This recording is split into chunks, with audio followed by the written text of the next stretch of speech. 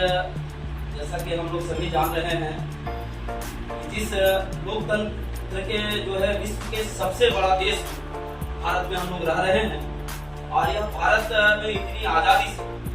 और इतनी स्वतंत्रता से, इतने निर्भीक भाव से, इतने मौलिक अधिकार का जो है सबका प्रयोग करते हुए जो स्वतंत्र रूप से भारत का नागरिक हम लोग हैं, उसमें सबसे बड़ा योगदान जो संविधान निर्माता के नाम से पूरे देश में कहलाते हैं और उनको दर्जा दिया गया। जो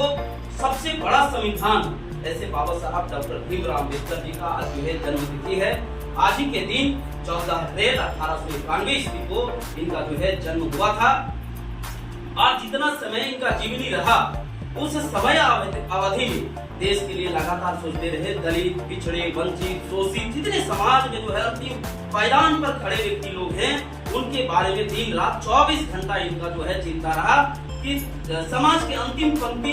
के लोग जो हैं कैसे अग्रतर जो है विकास करे और विकास का जो है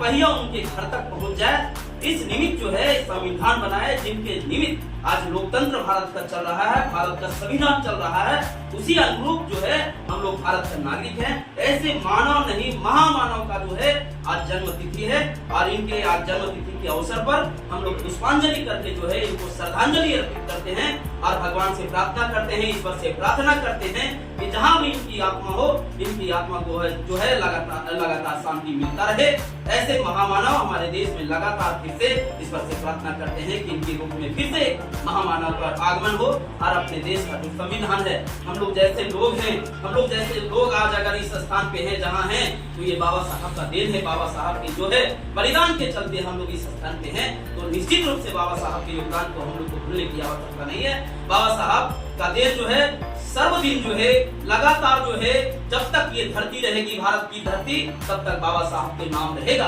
आज बाबा साहब का ही दिन है कि भारत में एक पिछड़े का बेटा, भारत का जो है लोकतंत्र का सबसे बड़ा जो देश है, विश्व का सबसे बड़ा देश, आज बाबा साहब के